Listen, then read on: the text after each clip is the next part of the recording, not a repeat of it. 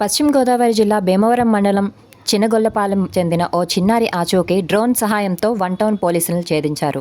60 సంవత్సరాల బొర్రా వెంకట్ నారాయణమ్మ తన మనవడు మనవరాలను తీసుకుని ఆధార్ కార్డు అప్డేట్ చేయడానికి భీమవరం హెడ్ పోస్ట్ ఆఫీస్కు వచ్చింది.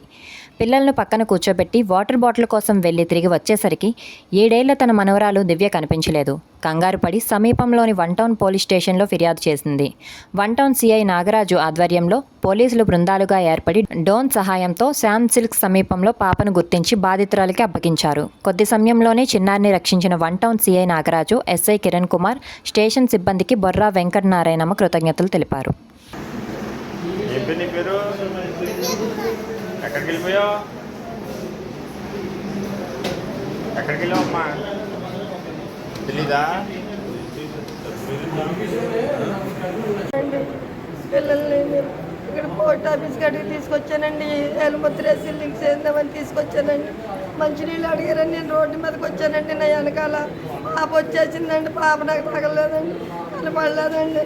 పోలీసు వారందరూ కూడా ఎతికారండి. పోలీసు స్టేషన్కి వెళ్ళి నేను చెప్పుకున్నానండి. వాళ్ళందరూ చేసి నా పెట్టుకున్నారు, పట్టుకుని ఇచ్చారండి బాబు. ఎస్ఐ గారికి మీకు అందరికీ నువ్వు ధన్యవాదాలండి బాబు. ఎందుకంటే నేను ఎక్కువ చెప్పలేదు బాబు.